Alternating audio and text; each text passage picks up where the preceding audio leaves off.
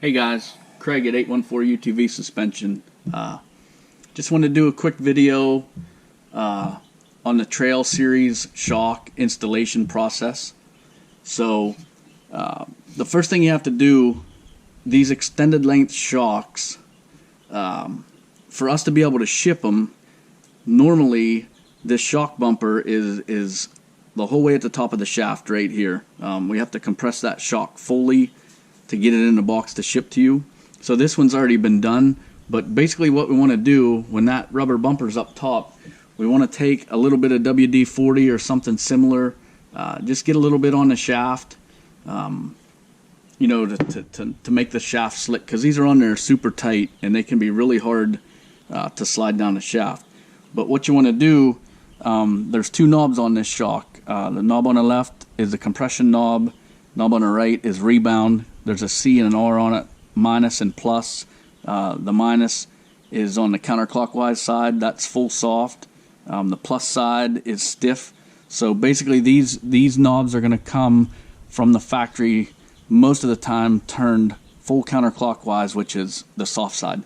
So what we want to do is you want to take the compression knob and turn it as far as you can clockwise to stiffen the compression stroke up. So like I said, this one's already done, but essentially if you've got the rod pulled out and the compression turned way up, you can take this, you can stand the shock up on a bench like this, grab a hold, get your fingers between the rubber bumper and the top. I'll move this up a little bit so you can see it. You can start to pry down on that. That way you turn the compression up so that the rod doesn't compress, and you can get it down far enough with your fingers. Then you can grab a hold of this like this and kind of twist and pull down. What we need to do is we need to get it down far enough that later on in the installation process that we can get the spring hat above that shock bumper, and that holds the spring in place. So a lot of guys in the past have not moved this bumper down, and they've installed the spring hat below it, and so you've not got a solid mount between the spring hat, which is holding a lot of spring tension, and the rod eye, which holds this, and a lot of destructions happen to shocks on it. So first thing you need to do is get this shock bumper down the rod far enough to get that spring hat in there. So the next process, I guess, I've already done one side. We're going to go ahead and put the snap rings in. So you can see I went ahead and put the first, you want to put a snap ring inside this shock eye on this mount and the other end. So once you get one of them in there, you can take your bearing. You've already got a snap ring on the bottom side. Put the bearing down in there. Now sometimes these are a tight tolerance fit, so as you can see, this one doesn't want to go. You have to wiggle it, and every now and then when they mill those notches, there'll be a wicker left in there, so you can either take a pocket knife, kind of go around it, piece of sandpaper, go around it. They are tight fitting, but they will definitely go. Sometimes you got to fight them to get them in there. So what you want to do after that, you need a pair of snap ring pliers. These just happen to be a cheap set of Cobalt I got at Lowe's. The big thing is the end of the snap ring pliers usually has a pretty big tip on it.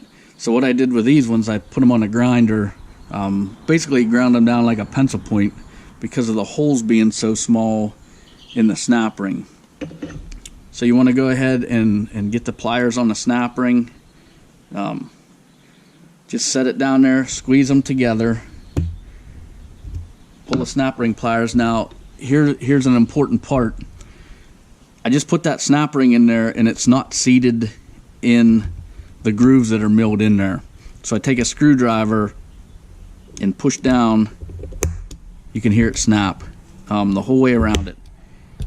Make sure 100% that snap ring is seated in that groove, or it'll pop out of there when you start riding.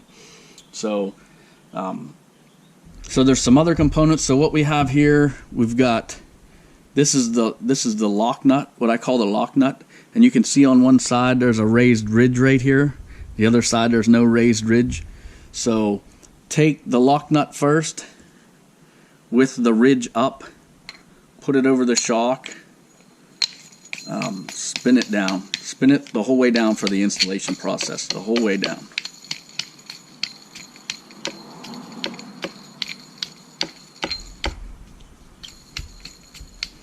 So the next part that goes on is the adjuster nut. So you can see this is where the spring, this rides on the inside of the spring to hold it in place. It goes on next.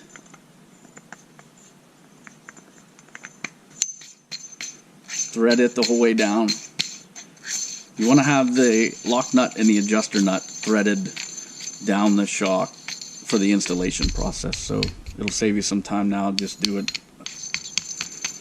So then the other component is a thrust washer. You can put it on now, but really you don't want to, you're probably not going to put it on until you put the spring on there, you know, when you're doing the install. But basically it goes on top. This isn't life or death piece, but basically what it does, it rides on here between the adjuster nut and the spring. That way it's kind of like it acts like a bearing so that you can turn the adjuster nut and it's not sticking to the spring so much. So other than that, you've got the spring hat that you're going to use later on in the installation process. One other thing I forgot, inside that bearing, those bearings were in a Ziploc bag, and there's sleeves. Basically, this is a standard bearing, and it accepts a larger diameter bolt. So what we do for different models is we cut sleeves like this.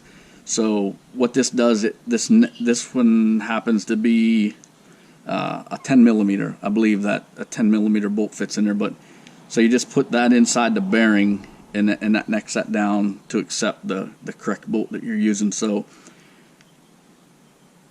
these sleeves that are in the bag come in with the shock. So make sure you don't mix you know, the bearings and the sleeves up for different with the front and the rear shocks. I know it sounds complicated, but the components that are in the box with that shock are for those particular shocks.